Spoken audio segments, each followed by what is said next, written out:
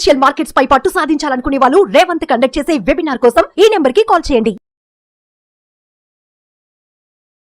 నమస్తే, welcome to Suman TV. నేను విష్ణు. ప్రస్తుతంతో పాటు NISM and CRISIL certified wealth manager Revanth చలంలా ఉన్నారు. వారితో మాట్లాడదాం.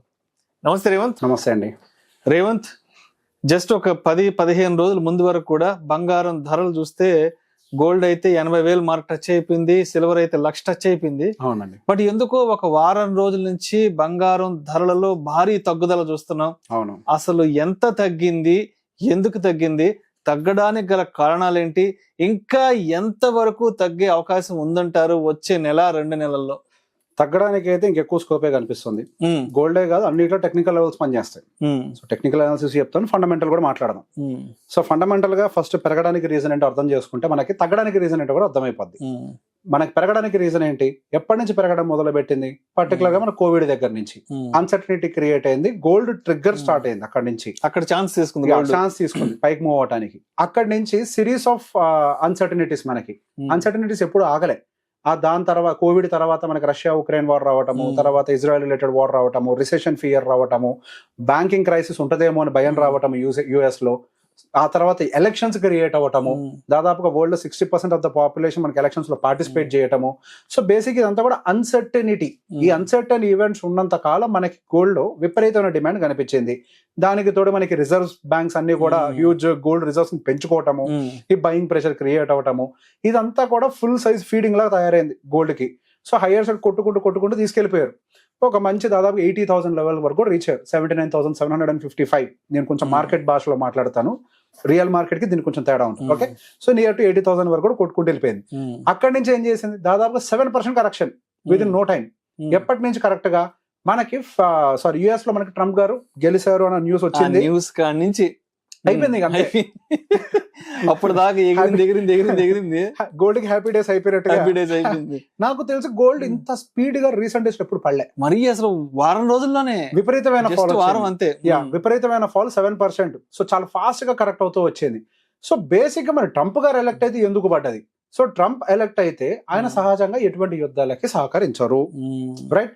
సో ఈ రష్యా ఉక్రెయిన్ వార్లు క్లోజ్ అయిపోతాయి, ఈ అన్ని మనకి మీద ఉక్కుపాదం మోపుతారు అంతే, ఇజ్రాయెల్ లేకుండా చూస్తారు అంతే, ఇజ్రాయెల్ వార్స్ అన్ని క్లోజ్ అయిపోతాయి. ఇంకా ఈ టాపిక్స్ అంతా డిస్కషన్ లోకి రావు. సో ఏం జరుగుతుంది అప్పుడు? ఏ న్యూస్ లేకపోతే గోల్డ్ కడుపు మాడిపోద్ది. సో మొత్తానికి ట్రంప్ గారు రావడం వల్ల అందరినీ సెట్ చేసాడు అక్కడికక్కడ. అంతే, ఆయన రావడం వల్ల ఏం జరిగింది, gold prices correction. So uncertainty లేదు కదా, it is very clear. So US ఎటుంటది అన్న భయంతో ఫియర్ క్రియేట్ అయింది మన దాకా. US ఇప్పుడు ఎటు యుద్ధానికి సపోర్ట్ చేయదు. అన్సర్టనిటీ క్లియర్ అయిపోయింది అవుట్ రేట్ గా. నెక్స్ట్ ఏం జరుగుతుంది, ఆయన ఎక్కువ డెవలప్మెంట్ మీద ఫోకస్ చేసే person, business man. Pure business man, real estate అంతా ఎవ్రీథింగ్. అసలు ఆయన pure business man. So basic గా రేపన్న నాడు అగైన్ ఆయన ఈ డెవలప్మెంట్ మీద ఫోకస్ చేసుకుంటూ వెళ్తే బై డిఫాల్ట్ గా ఇన్ఫ్లేషన్ పెరుగుతుంది అగైన్. ఇప్పుడు దాకా ఏం చేసుకుంటూ వచ్చింది ఫెడ్, మనకి ఇన్ఫ్లేషన్ కంట్రోల్ చేసే ప్రయత్నం చేస్తూ, ఎకానమీని స్లో డౌన్ చేసే ప్రయత్నం చేస్తూ ఇంట్రెస్ట్ రేట్ కట్ చేయడానికి ప్రయత్నించింది. సో ఒకవేళ ఈయన డెవలప్మెంట్ యాక్టివిటీ మీద మళ్ళీ గనక ఫోకస్ పెడితే ఇన్ఫ్లేషన్ మళ్ళీ షూట్ అవడానికి స్కోప్ దొరుకుతుంది. ఇన్ఫ్లేషన్ షూట్ అయితే ఏమవుతుంది, ఫెడ్ ఇంట్రెస్ట్ రేట్ కట్ చేయదు. ఫెడ్ ఇంట్రెస్ట్ రేట్ కట్ చేయకపోతే ఏం జరుగుతుంది? సో బేసిక్ గా ఇంట్రెస్ట్ రేట్స్ అనేవి సేఫ్ అసెట్స్. గోల్డ్ కంటే సేఫెస్ట్ ఏంటి? Interest rates, bonds. అంత హ్యూజ్ ఇంట్రెస్ట్ మనకు అక్కడ వర్కౌట్ అవుతుంటే వెళ్ళి ఈక్విటీ మార్కెట్స్ లో కానీ గోల్డ్ మార్కెట్ లో కానీ పెట్టడానికి అసలు ఏమైనా రీజన్ ఉంటుందా? సో బేసిక్ గా మనకి ఈ ఎజంప్షన్ ఏదైతే ఉందో అది చాలా క్లియర్ గా బాండ్ ఈల్డ్స్ లో కూడా కనిపిస్తుంది. US 10-year బాండ్ ఈల్డ్ దాదాపుగా 4.4 కి రేజ్ అయింది. ఎక్కడి నుంచి 3.7 కి పడిపోయి. సో బేసిక్ గా safest assets like bond yields అంతంత రిటర్న్స్ జనరేట్ చేస్తుంటారు. అది US లాంటి మార్కెట్స్ లో గోల్డ్ లో పెట్టడానికి ఎటువంటి రీజన్స్ వాళ్ళకి కనిపించవు. సో బేసిక్ గా ఇది మెయిన్ రీజన్. దాని వల్ల మనకి గోల్డ్ లో సెల్లింగ్ ట్రిగ్గర్ అవడం అనేది కనిపించింది. ఓకే, సెల్లింగ్ ట్రిగ్గర్ అయింది. ఎక్కడ దాకా వెళ్ళొచ్చు? దీనికి ఇప్పుడు మనం ఫండమెంటల్ మాట్లాడాం. గోల్డ్ ను కూడా చాలా మందికి నార్మల్ గా ఒక ఆర్నమెంట్ లాగా కొనుక్కునే వాళ్ళకి ఈ భాష తెలియకపోవచ్చు, కానీ స్టాక్ మార్కెట్ లో ఉన్న వాళ్ళకి ఐడియా ఉంటది. కమోడిటీ కూడా టెక్నికల్ లెవెల్స్ ని రెస్పెక్ట్ చేస్తాయి, రైట్?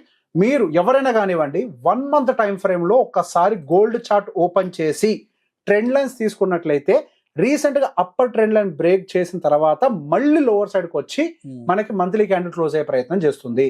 సో ఆ ఛానల్ ప్రకారం నెక్స్ట్ లెవెల్ మనకి 70,000 దాకా గోల్డ్ రావడానికి స్కోప్ ఉంది. అక్కడతో ఆగుతుందా? లేదు. అది ఒక ఛానల్, ఒక చిన్న ఛానల్. ఆ ఛానల్ ని గనక కిందకి బ్రేక్ చేస్తే 62,000 వరకు స్కోప్ ఉంది. Oh my god. First level 70,000. ఈ మాట గుర్తు పెట్టుకోండి, తిట్టుకోండి. 70,000కి రావడానికి టెక్నికల్ గా చాలా హై ఛాన్సెస్ ఉన్నాయి. టెక్నికల్ గా ఫండమెంటల్ కూడా ఆల్రెడీ క్లియర్ అయిపోయింది. గోల్డ్ ఎక్కువ పైకి వెళ్ళడానికి అవకాశం లేదు, బాండిల్స్ పెరుగుతున్నాయి, అంతా okay. Technical levels are saying clearly 70,000 is the first mark. First mark. ఒకవేళ అక్కడ కూడా ఎటువంటి అన్సర్టనిటీ లేదు, కూల్ ఆఫ్ ఉంది అని అంటే గనక there is chance 65 at least. But 70,000 వరకు అయితే మాత్రం చాలా హై ప్రాబిలిటీ కనిపిస్తుంది.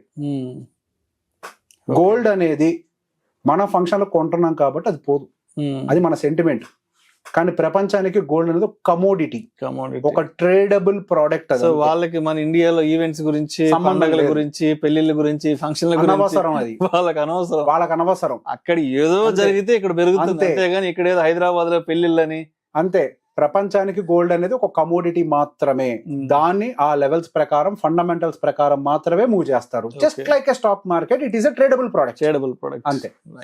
సో మొత్తానికి ఇయర్ ఎండింగ్ కి మీరు చెప్పినట్టు, ఇయర్ ఎండింగ్ కి కాదు నేను చెప్పింది, మేబీ గోయింగ్ ఫర్ ఇంకో నెల ఉంది కరెక్ట్. ఈ నెలలో అవుతుందని నేను చెప్పట్లేదు. Going for their is high probability 70,000 touch చేయొచ్చు, 70 వరకు టచ్ చేయొచ్చు. చాలా హై ఛాన్సెస్ కనిపిస్తున్నాయి. Right. Thank you so much Revanth. Thank you అండి.